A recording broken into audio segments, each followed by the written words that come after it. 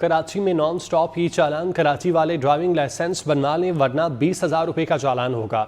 DIG traffic ने मुतनब्बे कर दिया। कराची में एक दिन में 4,000 से जायद शहरियों को जुर्मानों के परवाने पहुंच गए।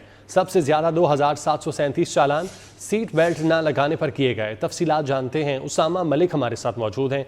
जी उसामा।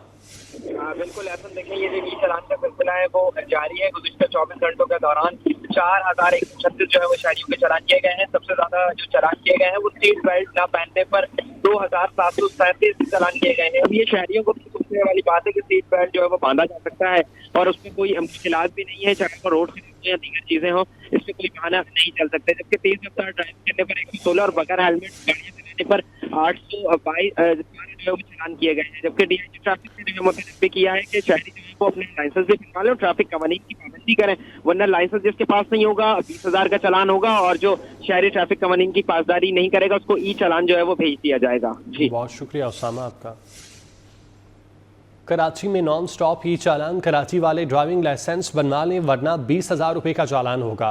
डीआईजी ट्रैफिक ने मुतनब्बे कर दिया। कराची में एक दिन में 4,000 से जायद शहरियों को जुर्मानों के परवाने पहुंच गए। सबसे ज्यादा 2,737 चालान सीट बेल्ट न लगाने पर किए गए। तफसीलात जानते हैं, उसामा मलिक हमारे साथ मौजूद हैं। जी उसामा।